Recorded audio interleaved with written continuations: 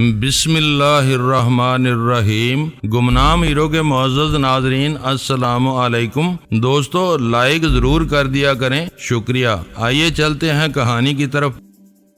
ابھی نہیں وہ اٹھلا کر ایک ادا کے ساتھ اپنی جگہ سے اٹھی اور قریب آ کر محبت سے میرے گلے میں باہیں ڈال دیں۔ وہ غزالہ کا خاص حربہ تھا۔ وہ جانتی تھی کہ اس کے وجود کا خواب آگہی لمس محسوس کر کے میں سب کچھ بھول جاتا ہوں۔ 10 بجے ہم اپنے کمرے میں کھانا کھانے میں مصروف تھے کہ میرے مقامی موبائل فون کی گھنٹی بجنے لگی۔ مجھے حیرت ہوئی کہ راجن کی موت اور ڈان سے تازہ ترین ملاقات کے بعد اس وقت کسے میری تلاش ہو سکتی تھی۔ فون اٹھایا تو اسکرین پر طارق کا نمبر موجود تھا۔ علی، یہ کیا ہو رہا ہے؟ اس نے سلسلہ ملتے ہی بلا کسی تمہید سوال کیا۔ غالباً فون ہو رہا ہے اور کال تمہاری ہے، میں نے خوش دلی سے جواب دیا۔ اس کی ہلکی سی ہنسی کی آواز آئی، پھر وہ بولا، موتی محل مسلسل عطاب کا نشانہ بنا ہوا ہے، وہاں بھیانک آگ لگی ہوئی ہے، شہر کا ہر افسر اور رپورٹر راجن کی تلاش میں لگا ہوا ہے، لیکن اس کا کہیں سراغ نہیں مل رہا۔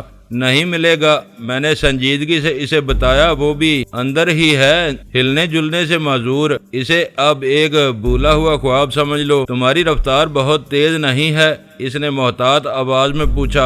حالات کے ریلے میں بہہ رہا ہوں، یہ جانتے ہو نہ کہ ریلے میں جو اپنی رفتار دھیمی کرنے کی حماقت کرتا ہے، دوسرے اسے رونتے اور پیستے ہوئے آگے بڑھ جاتے ہیں۔ میرے لیے کوئی نیا کام؟ وہ مختصر گفتگو کر رہا تھا۔ اس نے میری دی ہوئی خبر پر مزید تبصرہ نہیں کیا۔ آرام کرو، ضرورت ہوئی تو میں خود رابطہ کر لوں گا۔ مجھے اس کا روکھا انداز پسند نہیں آیا۔ اللہ حافظ اور گڈ لک۔ اس نے فون بند کر دیا۔ طارق بینکاک میں اپنے محکمے کا باضابطہ نمائندہ تھا۔ اسے علم تھا کہ اس کے بڑوں نے مجھ سے تعاون کے سلسلے میں اسے جو زبانی ہدایت دی تھیں وہ اس کے سرکاری دائرہ کار سے متجاوز تھیں۔ وسیع تر ملکی مفاد میں ان ہدایت پر عمل کرنا اس کی مجبوری تھا، لیکن وہ کشت و خون کے معاملات سے بہت دور رہنے کی کوشش کر رہا تھا۔ اسے اسد کی جگہ لینے کے لیے بینکاک آئے چند ہی روز گزرے تھے۔ وہ وہاں کے حالات کے پیش و خم اور نشیب و فراز سے واقف نہیں تھا۔ اسے معلوم تھا کہ میری مدد کرنے کے چکر میں اگر وہ کہیں پھنس گیا تو کوئی بھی اس کی مدد نہیں کر سکے گا۔ اپنی قانونی حدود سے تجاوز کرنے کے الزام میں اسے ناپسندیدہ قرار دے کر بینکاک بلکہ تھائی لینڈ سے نکال دیا جائے گا۔ طارق کی ان مجبوریوں کو سمجھتے ہوئے میں اس کے روکھے پھیکے رویے کو نظر انداز کرنے میں کوئی حد تک محسوس نہیں کر رہا تھا۔ اس کے لیے سر منڈاتے ہی اولے پڑنا شروع ہو گئے تھے۔ اس نے بینکاک میں قدم رکھا تو راجن کی وائٹ ہاک کی عبرتناک تباہی کی تازہ ترین خبر شہر بھر میں گردش میں آئی ہوئی تھی۔ اپنے منصبی فرائض کی انجام دہی سے پہلے اسے سمندر کی طرف دوڑ لگانا پڑی۔ اپنی آنکھوں سے اس واقعے کا مشاہدہ کرتے ہی اس نے وہ خبر تیزی سے اپنے بڑوں تک پہنچا کر مجھے حیران کر دیا۔ اپنے خشک رویے سے قطع نظر وہ ایک مستند اور فرد شناس افسر تھا۔ مجھے پوری توقع تھی کہ وہ راجن کی ہلاکت کی خبر بلا تاخیر اسلام آباد والوں کو پہنچا دے گا اور رات میں کسی بھی وقت میرے پاس جلال کا فون آ جائے گا۔ میں اس روز صبح سے اتنا زیادہ مصروف رہا تھا کہ مجھے جلال اول خان میں سے کسی سے بات کرنے کی مہلت نہیں مل سکی۔ بہتر یہی تھا کہ جلال اپنے آدمی سے مصدقہ خبر ملنے کے بعد مجھ سے رابطہ کرتا۔ میں دن بھر کی بھاگ دوڑ سے تھکا ہوا تھا۔ غزالہ بھی دن بھر صبر آزما انتظار سے گزرتی رہی تھی۔ ہم دونوں کپڑے تبدیل کر کے بستر پر دراز ہو گئے۔ میری نگاہیں ٹیلی ویژن اسکرین پر تھیں، کان ٹیلی فون کی گھنٹی پر لگے ہوئے تھے، لیکن ذہن کہیں اور تھا۔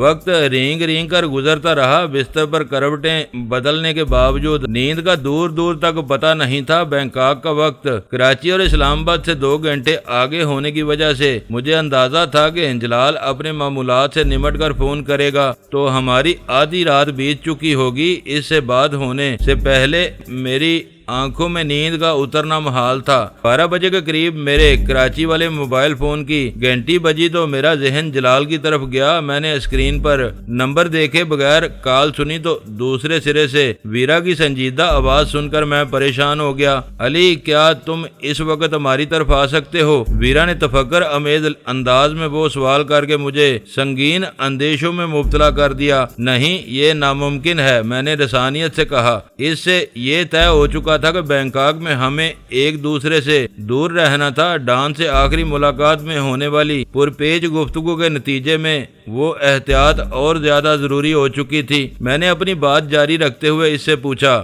اس وقت تمہیں میری کیا ضرورت پیش آ گئی؟ معاملہ سنگین اور نازک ہے، کیا میں کھل کر بات کر سکتی ہوں؟ بینکاک کے فون سسٹم کی خوبیوں کے بارے میں ڈان خاصے وثوق سے مجھے کئی مثبت باتیں بتا چکا تھا۔ ویسے بھی ویرا نے اس کال کے لیے لینڈ لائن استعمال نہیں کی تھی۔ میری دانست میں موبائل فون خاصا محفوظ تھا۔ جلال، اسد اور طارق وغیرہ سے اہم گفتگو کے لیے میں اسے استعمال کرتا رہا تھا اور کسی مرحلے پر کوئی مسئلہ پیدا نہیں ہوا تھا۔ دوسری اہم بات یہ تھی کہ ہماری ساری گفتگو اردو میں ہونا تھی، جو کسی اور کے لیے ناقابل فہم ہوتی۔ میں نے لمحہ بھر سوچنے کے بعد کہا، موبائل فون پر بات کرنے میں کوئی حرج نہیں۔ اس وقت تم کچھ خائف معلوم ہو رہی ہو۔ آج ہماری غیر موجودگی میں اکبر کے کمرے کی تلاشی لی گئی ہے۔ ویرا نے سلطان شاہ کے بارے میں وہ انکشاف کر کے مجھے چونکا دیا۔ یہ کیسے ہو سکتا ہے؟ میں نے بے یقینی سے کہا۔ ممکن ہے کہ کمرے کی صفائی کرنے والے عملے نے کچھ چیزیں ادھر ادھر کر دی ہوں۔ میں نے پورا اطمینان کرنے کے بعد تم سے رابطہ کیا ہے۔ وہ بولی، آج شام ہم دونوں شہر گھومنے کے لیے نکل گئے تھے، ابھی کچھ دیر پہلے واپس آئے ہیں۔ کمرے میں سلطان شاہ کا ایک چھوٹا دستی بیگ غائب ہے، جس میں اس نے نیو یارک اور ٹورنٹو کی بہت ہی چھوٹی چھوٹی یادگاری اشیاء جمع کی ہوئی تھیں۔ وہ عقل سے بالکل کورا ہے، اسے یہ سب ساتھ لے کر پھرنے کی کیا ضرورت تھی؟ دستی بیگ میں موجود اشیاء کے بارے میں سن کر میری کھوپڑی چکرا گئی۔ مجھے بھی اس بارے میں اب پتہ چلا ہے۔ ویرا کی آواز نرم تھی، شاید سلطان شاہ اس کے قریب موجود تھا۔ اس نے اپنی بات جاری رکھی، جو ہونا تھا سو ہو گیا۔ میں پریشان ہوں کہ یہاں کون ہمارے پیچھے لگ گیا ہے اور اس کے کیا عزائم ہیں۔ وہ جو بھی ہے تمہارا دوست نہیں ہو سکتا۔ اپنے دشمنوں کے ارادوں سے تم اچھی طرح باخبر ہو۔ میں نے کہا، اس بارے میں کسی غلط فہمی میں رہنے کی ضرورت نہیں۔ میرے لیے یہ بات حیرت ناک ہے کہ اکبر کے کمرے کی تلاشی لی گئی اور میرے کمرے کو نہیں چھیڑا گیا۔ ویرا بولی، کسی دشمن کا تعین کرنے کے لیے اس بات کا واضح ہونا ضروری ہے۔ میں نے زور دے کر کہا، اپنے فلور کے عملے سے چھان بین کرو، ہو سکتا ہے کسی وجہ سے تمہارے کمرے کی تلاشی کی نوبت نہ آ سکی ہو۔ مجھے تمہارے ہم وطنوں پر شک ہو رہا ہے۔ ہم مکمل رازداری کے ساتھ یہاں آئے ہیں، انہیں ہماری بنک کیسے مل گئی؟ ویرا نے اپنی سوچ کے مطابق اہم سوال اٹھایا۔ ویرا پرانے دور کے مطابق سوچ رہی تھی، جب امیگریشن وغیرہ کے معاملات 100% انسانی ثبابدید اور دفتری ریکارڈ پر منحصر ہوتے تھے۔ وہ یہ بول رہی تھی کہ چند اشروں میں کمپیوٹر کے بھرپور استعمال نے سب کچھ بدل کر رکھ دیا تھا۔ ویسے تو پورے مغرب میں اور مشرق کے ترقی یافتہ ملکوں میں کمپیوٹر نے زندگی کے ہر شعبے میں دخل حاصل کر لیا تھا، لیکن امریکہ اور کینیڈا اس ذیل میں سب سے آگے تھے۔ کینیڈا کو امریکہ کا پڑوسی ہونے کا شرف حاصل تھا۔ اس اعتبار سے ان کے بہت سے مفادات، خاص طور پر سرحدی مسائل مشترک تھے اور وہ ان کے حل کے لیے ایک مدت سے مل جل کر کام کر رہے تھے۔ اخبارات وغیرہ میں ایسی خبریں میری نظروں سے گزرتی رہتی تھیں جن کے مطابق امریکہ میں سارے امیگریشن کاؤنٹر ایک مضبوط نیٹ ورک کے ذریعے آپس میں منسلک تھے۔ نیو یارک سے امریکہ میں داخل ہونے والا کوئی بھی شخص اگر لاس اینجلس سے روانہ ہوتا تھا تو وہاں کا امیگریشن افسر اس کے کوائف اپنے کمپیوٹر میں ڈالتے ہی چند لمحوں میں یہ جان لیتا تھا کہ وہ شخص کب اور کہاں سے امریکہ میں داخل ہوا تھا۔ وہ دونوں البرٹو کے دیدہ دلیرانہ قتل کے بعد اپنی دانش میں امریکی ایجنٹوں کی آنکھوں میں دھول جھونک کر نیو یارک سے فرار ہوئے تھے اور ٹورنٹو سے ہوتے ہوئے بینکاک آ گئے، مگر وہ یہ بول رہے تھے کہ نیاگرا چیک پوسٹ پر ان کے کوائف کے اندراجات سے CIA یا FBI والوں کے لیے یہ معلوم کرنا دشوار نہیں تھا کہ وہ امریکہ سے نکل کر کہاں گئے تھے۔ ٹورنٹو میں ہوٹل کے ریکارڈ میں گھسے بغیر انہیں امیگریشن کے مرکزی کمپیوٹر ریکارڈ سے یہ پتہ چل سکتا تھا کہ ان کے مطلوبہ افراد کینیڈا سے نکل کر کدھر گئے ہیں۔ یہ سراغ مل جانے کے بعد ان کے لیے بینکاک کے ہوٹل تک رسائی حاصل کرنا کوئی مسئلہ نہیں تھا۔ یہ تمہاری خوش فہمی ہے کہ تم رازداری کے ساتھ یہاں यहाँ आई हो। मैंने चंद लम्हों के तवक्कुफ के बाद कहा, ये कंप्यूटर का दौर है, नाम और पासपोर्ट नंबर डालते ही कंप्यूटर सब कुछ उगल देता है। कानूनी तरीकों से सफर करने वालों का सुराग लगाना ज्यादा मुश्किल नहीं होता। तुम एकदम इंतहाई नताइज पर छलांग लगाकर दम निकाल देते हो। ये हरकत किसी और की भी हो सकती है। इसने एक गहरा सांस लेकर तबसरा किया। तुम किसी खुश फहमी में मुब्तला रहना चाहती हो तो ये तुम्हारी मर्जी है। मुझे साफ नजर आ रहा है कि इस वाक़े में कौन लोग मुलव्वस हैं। वो अकबर के कमरे से ऐसे सबूत निकाल ले गए जिनसे पता चलता है कि यहाँ आने से पहले तुम दोनों कहाँ कहाँ रुके थे। ये भी सोचो कि तुम्हें यहाँ आए हुए कितना वक्त गुजरा है। तो मुश्किल से यहाँ किसी से मिली होगी। यहाँ तुम्हारा कोई दोस्त है ना दुश्मन। क्या कोई चोर उचक्का नहीं हो सकता? वीरा ने नुक्ता अफरीनी की। तुम किसी मुसाफिर खाने में नहीं, 5 स्टार होटल में ठहरी हुई हो। इनकी होम सिक्योरिटी बहुत सख्त होती है। ये खुफिया तौर पर हर आने जाने वाले पर निगाह रखते हैं। वहाँ चोर उचक्कों का गुजर नहीं हो सकता। ये हरकत किसी ऐसी शख्सियत की है जो शक्लो सूरत और अपने लिबास से मुअज़्ज़ज़ या कम अज कम करीने की नजर आ रही हो। चोर आते हैं तो बेवकूफ़ चीजें नहीं ले जाते। नकदी और कीमती एशिया इनका निशाना बनती हैं। ये खुद फरेबी अपने जहन से निकाल दो। अकबर के कमरे में कुछ था ही नहीं। नकदी और पासपोर्ट हम हर वक्त अपने साथ रखते हैं, लेकिन नहीं, वो बता रहा है कि इसकी घड़ी कमरे में थी, इसे नहीं छुआ गया। तुम दोनों के लिए खतरे की घंटी बज गई है। मैं तुम्हें यहाँ आने से रोक रहा था मगर तुम नहीं मानी। अब हम सबको मसाइल का मुकाबला करना पड़ेगा। हम अपनी मर्जी से नहीं आए। तुम ये क्यों बोल रहे हो कि सारी गड़बड़ एल्बर्टो की जात से हुई? इसके मारे जाने के बाद हम एक लम्हे के लिए भी वहाँ नहीं टिक सकते थे। अगर रिकॉर्ड वगैरह के बारे में तुम्हारे अंदाजे दुरुस्त हैं तो हम जहाँ भी जाते वहाँ हमारे लिए यही मसाइल खड़े हो जाते। अब हमारी गुलू खुलासी के बारे में सोचो। कुछ न कुछ सोचना ही पड़ेगा। मैंने तशवीश से कहा, खतरात की बात यह है कि ये होटल इनकी नजरों में आ चुका है। वो किसी भी वक्त दोबारा वहाँ आ सकते हैं। तुमको फौरी तौर पर ये होटल छोड़ देना चाहिए। इस तरह तुमको कुछ वक्त मिल जाएगा। क्या हम ये रात खुले आसमान के नीचे गुजारेंगे? बैंकॉक बहुत मेहमान नवाज शहर है। बड़े होटलों के लगे बंदे क़ायदो ज़वाबित होते हैं। इनका अमला अपने असूलों से हटकर किसी को जगह नहीं देता। शहर में बहुत से छोटे होटल और गेस्ट हाउस हैं। रकम के लालच में इनके मालकान कोई पूछगिछ नहीं करते। आर्जी तौर पर ऐसे किसी गाने पर डेरा डाल लो। कोई नहीं पूछेगा कि तुम कौन हो और कहां से आई हो। वो मेरी तजवीज से इसी लम्हे मुत्तफिक हो गई। बैंकॉक इसके लिए नया शहर नहीं था। माजी में वो बार बार वहां आती रही थी। नए ठिकाने पर नाम बदल कर वो दोनों आसानी के साथ अपना नामालूम दुश्मनों की निगाहों से रुपोश हो सकते थे। मैंने इसे ताकीद की कि वो नए ठिकाने पर कदम जमाते ही मुझे बाखबर कर दे। इससे गुफ्तगू खत्म करते हुए मेरे जहन में एक अंदेशा सार उबार रहा था, मगर मैंने इसका जिक्र करके इसे परेशान करना मुनासिब नहीं समझा। मुझे तवक्को थी कि किसी आड़े वक्त में वो अपने बचाव की कोई ना कोई राह निकाल लेगी। राजन और मोती महल के अंजाम के बारे में वो बेखबर थी।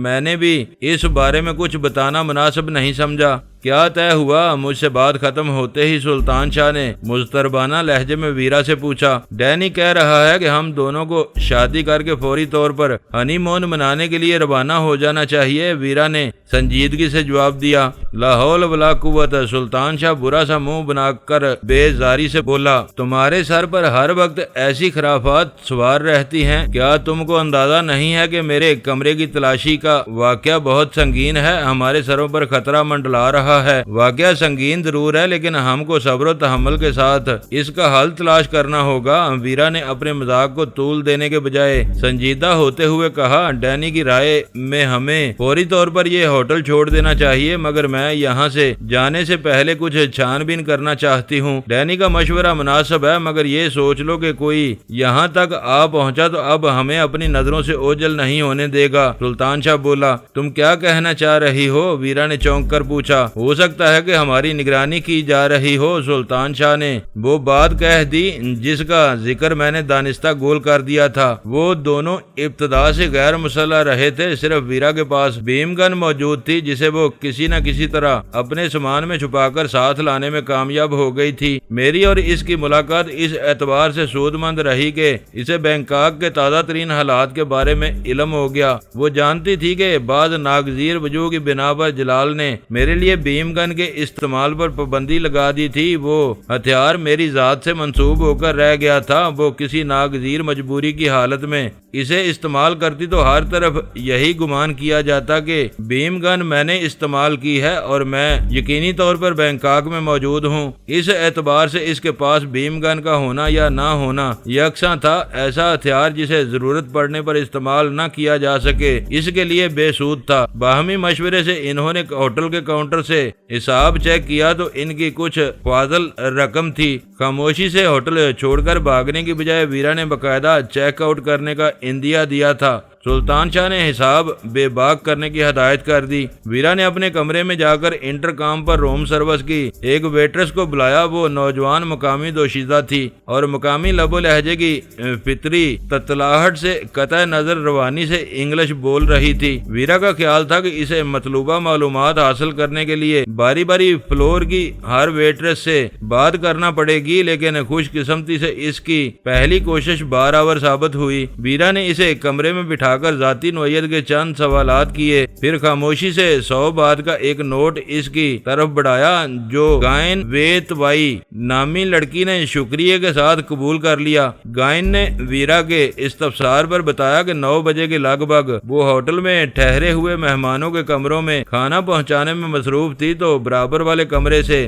ایک لمبا سا امریکی برآمد ہو کر ویرا کے کمرے کے دروازے پر آیا۔ گائن کو دیکھ کر وہ مسکرایا اور دروازے پر چند دستکیں دینے کے بعد دوبارہ برابر والے کمرے میں گھس گیا۔ اپنے بالوں کی تراش اور چال ڈال سے وہ کوئی فوجی معلوم ہو رہا تھا، لیکن اس وقت قمیض اور پتلون میں ملبوس تھا۔ یہ ایک اتفاق تھا کہ اس شام فلور پر کئی مہمانوں نے کمروں میں کھانا طلب کیا تھا۔ گائن کا اپنی سروس ٹرالی سے کمروں تک پھیرے لگانے میں کافی وقت صرف ہو گیا۔ اس دوران میں کم و بیش 15 منٹ کے وقفے سے وہی امریکی دوبارہ کوریڈور میں نکل آیا۔ غیر متوقع طور پر گائن کو وہیں موجود پا کر اس نے مزاحیہ انداز میں اسے آنکھ ماری اور ویرا کے کمرے کے دروازے پر جا رکا۔ کمروں کی حفاظت اور دیکھ بھال فلور اسٹاف کی ذمہ داریوں میں شامل تھی۔ گائن رک کر اس کا جائزہ لیتی رہی۔ اس بار امریکی سولجر نے دروازے پر صرف ایک بار دستک دی اور برابر والے کمرے میں جانے کی بجائے لفٹ کی طرف ہو لیا۔ ہوٹل کے ہر فلور پر اس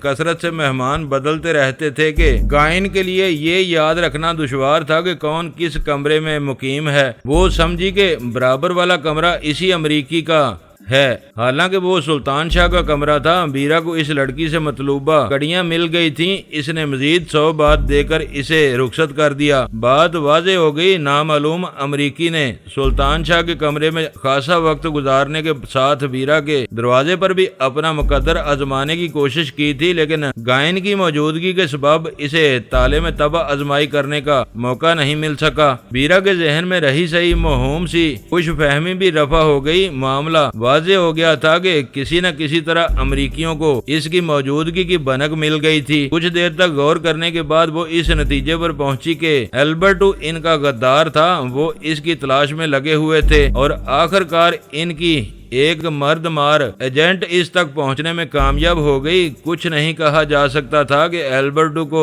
اس کی نظروں میں آئے کتنا عرصہ ہوا تھا۔ جب اس ایجنٹ نے برسر عام البرٹو پر ہاتھ ڈالا تو سلطان شاہ اس کے ساتھ تھا۔ اس نے بھاگ کر اپنی جان بچائی، لیکن CIA اس کی بو پر لگ چکی تھی۔ وہ لوگ ایسے آدمی کا پیچھا آسانی سے نہیں چھوڑ سکتے تھے جو ان کے باغی کا ہمدرد اور ساتھی رہا ہو۔ وہ معاملہ سراسر البرٹو کی ذات سے وابستہ تھا، اس لیے پہلے اس کے کمرے کی تلاشی لی گئی۔ ویرا کی اہمیت صرف اسی قدر تھی کہ وہ اکبر یا سلطان شاہ کی ساتھی تھی۔ ان لوگوں نے اسے ویرا لائٹ کی حیثیت سے شناخت نہیں کیا تھا۔ اگر وہ اسے پہچان لیتے تو بات کمرے کی تلاشی تک محدود نہ رہتی، وہ ہوٹل میں پہنچتے ہی اسے پکڑنے کے لیے ایسا جال پھیلاتے کہ مجھ سے رابطہ کرنے سے پہلے اسے قید کر لیا جاتا۔ اس کے لیے یہ اطمینان کی بات تھی، خطرہ سامنے آ گیا تھا، لیکن اس کی نوعیت قدرے مختلف تھی۔ ویرا لائٹ کو وہ پوری قوت کے ساتھ زندہ یا مردہ حالت میں پکڑنے کی کوشش کرتے، جبکہ اکبر کی ساتھی ریٹا کو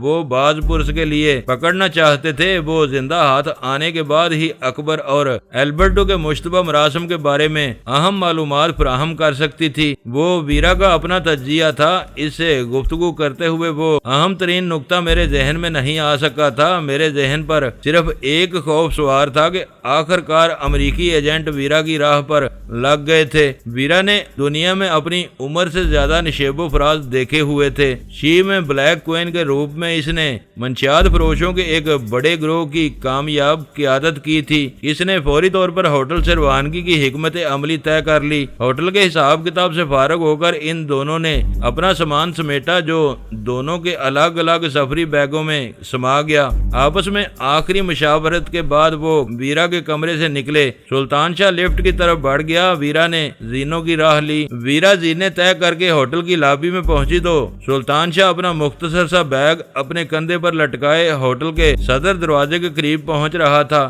رات گہری ہو جانے کے باوجود ہوٹل میں آمد و رفت کا سلسلہ جاری تھا۔ ان میں ہر قوم اور رنگ کے لوگ نظر آ رہے تھے۔ ویرا بہت دھیان دینے کے باوجود سلطان شاہ کے پیچھے جانے والوں میں کسی ایسے فرد کی نشاندہی کرنے میں کامیاب نہیں ہو سکی جسے وہ اپنے حریفوں کا ہرکارہ تصور کرتی۔ وہ بھی اطمینان سے اسی سمت میں چل دی، لیکن اس کے دل و دماغ میں ہلچل کا ایک طوفان سا برپا تھا۔ وہ شہر کا مرکزی اور نہایت بارونق علاقہ تھا۔ اندھیری رات ہونے کے باوجود فٹ پاتھ اور سڑکیں اسٹریٹ لیمپس اور اشتہاری روشنیوں سے جگمگا رہی تھیں۔ ہوٹل سے نکلتے ہی اسے بائیں طرف کے فٹ پاتھ پر سلطان شاہ نظر آ گیا، جو بظاہر اپنے گرد و پیش سے بے پرواہ سیدھا چلا جا رہا تھا۔ ہوٹل سے پیدل روانگی ویرا کے پروگرام کا بنیادی حصہ تھی۔ وہ دونوں الگ الگ سواری لیتے تو شہر کے پر ہجوم ٹریفک میں ان کے ایک دوسرے سے بچھڑ جانے کے کوئی امکانات ہوتے۔ شہر کے اس حصے میں آدھی رات کے بعد بھی سیاحوں اور شہر کے من چلوں کی خاصی بھیڑ بھاڑ رہتی تھی۔ پیدل سفر کرنے کی صورت میں ویرا آسانی سے سلطان شاہ پر نظر رکھ سکتی تھی۔ سلطان شاہ کو اس نے دانستہ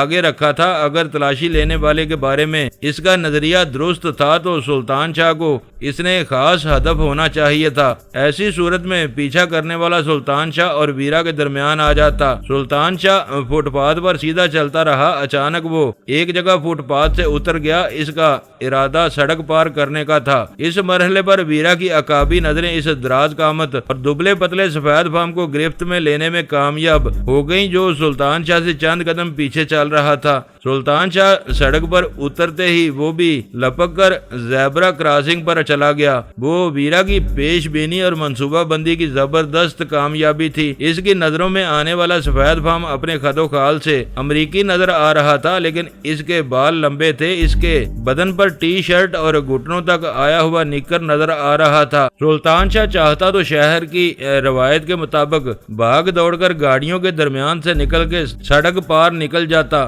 بریک چیختے کوئی ہارن بجاتا، کوئی اسے برا بھلا کہتا، لیکن اسے راستہ مل جاتا۔ کوئی ڈرائیور اسے ٹکر مار کر گرانے کی ہمت نہیں کر سکتا تھا۔ سلطان شاہ سڑک پر اتر کر یکا یک تھم گیا تھا۔ نکر پوش امریکی تیزی سے سڑک پر گیا تھا۔ وہ کچھ آگے نکل گیا۔ رینگتے ہوئے ٹریفک کے درمیان اپنی راہ بناتے ہوئے اس نے مڑ کر دیکھا تو اس کا شکار اپنی جگہ پر رکا ہوا تھا۔ وہ جاتے جاتے پلٹ پڑا۔ ویرا نے سلطان شاہ کو راستے میں کہیں بھی 1.5-2 منٹ کے لیے تذبذب کے عالم میں رکنے کی ہدایت کی تھی۔ وہ اپنے پیچھے آنے والے امریکی سے بے خبر تھا۔ اس نے وہیں سڑک پر رک کر اپنا وقت پورا کیا اور دوبارہ فٹ پاتھ پر چڑھ کر راہ گیروں کی بھیڑ میں شامل ہو گیا۔ امریکی دوبارہ اس کے پیچھے تھا۔ ویرا نے فیصلہ کن انداز میں اپنی رفتار تیز کی اور بھیڑ میں اپنا راستہ بناتی ہوئی دراز قامت امریکی نوجوان کے قریب پہنچ گئی۔ اگلے لمحے ویرا نے اس کے برابر سے گزرتے ہوئے دانستہ اسے کندھا مار کر اپنی طرف متوجہ کیا۔ وہ بلا مبالغہ حسین، پرکشش اور سبک اندام تھی۔ نوجوان نے سر گھما کر اس کی طرف دیکھا اور ویرا نے اسے آنکھ مار دی۔ وہ ہائے بیبی کہہ کر جو ہی مسکراتا ہوا ویرا کی طرف بڑھا، ویرا کا داہنا ہاتھ پوری قوت سے اس کے رخسار پر پڑا اور اس کے اوسان خطا ہو گئے۔ ہاتھ کے ساتھ ویرا کی زبان بھی چل پڑی تھی۔ وہ اسے گالیاں دے کر اکیلی لڑکیوں سے چھیڑ چھاڑ کرنے کا الزام دے رہی تھی۔ راہ گیروں کی بھیڑ چھٹ گئی۔ حیرت زدہ تماشائیوں نے ویرا اور شرمسار امریکی کے گرد بڑا سا دائرہ بنا لیا۔ ویرا کی اونچی آواز سن کر سلطان شاہ بھی پھرتی سے پلٹ آیا۔ تمہیں غلط فہمی۔ امریکی نوجوان نے ویرا کو سمجھانے کی کوشش کی، لیکن وہ باقاعدہ اشتعال میں آ چکی تھی۔ اس نے اچھل کر اس کے منہ پر ایک مکہ رسید کر دیا۔ وہ مارشل آرٹس کے کئی شعبوں میں اعلیٰ مہارت رکھتی تھی۔ باتوں اور لاتوں کی مدد سے چند لمحوں میں اپنے حریف کو خاک چاٹنے پر مجبور کر سکتی تھی، لیکن ہاتھوں کے ساتھ اس کا ذہن بھی تیزی سے کام کر رہا تھا۔ وہ ہاتھ پیروں کی کوئی غیر معمولی پھرتی دکھاتی تو محض اس کرتب کی بنا پر اسے ویرا کی حیثیت سے پہچانا جا سکتا تھا۔ اس کے لیے یہی بہتر تھا کہ وہ رسمی انداز میں اپنے شکار کو مار پیٹ کر وہاں سے نکل جائے۔ اس کے پیچھے جاتے ہوئے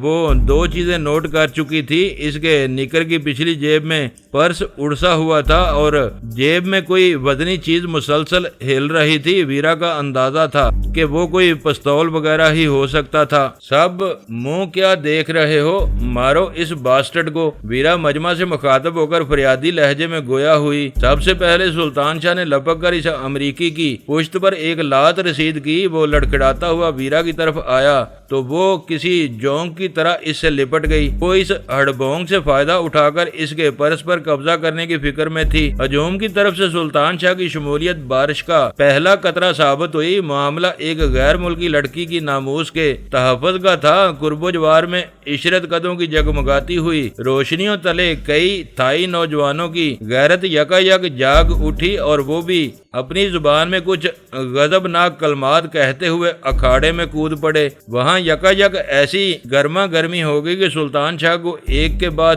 دوسری لات رسید کرنے کی سعادت حاصل نہ ہو سکی۔ تھائی لڑکوں نے ویرا سے گتھے ہوئے امریکی کو اپنے نرگے میں گھسیٹ لیا۔ اس وقت ویرا اپنے کسی کرتب سے اس کا بایاں رخسار کھول چکی تھی، جہاں بہتی ہوئی خون کی لکیر لمحہ بے لمحہ دراز ہو رہی تھی۔ حرام زادے امریکی، ویرا اپنے کپڑے جھاڑتے ہوئے نفرت انگیز لہجے میں بولی، پتہ نہیں اپنے آپ کو کیا سمجھتے ہیں، انہیں یہاں آ کر ہر عورت بازاری نظر آتی ہے۔ وہ اپنے دل کی بڑاس نکالتی ہوئی بھیڑ میں گھسی اور تیزی سے دوسری طرف نکلتی چلی گئی۔ اسے توقع تھی کہ تھائی لڑکے آسانی سے اپنے شکار کا پیچھا نہیں چھوڑیں گے۔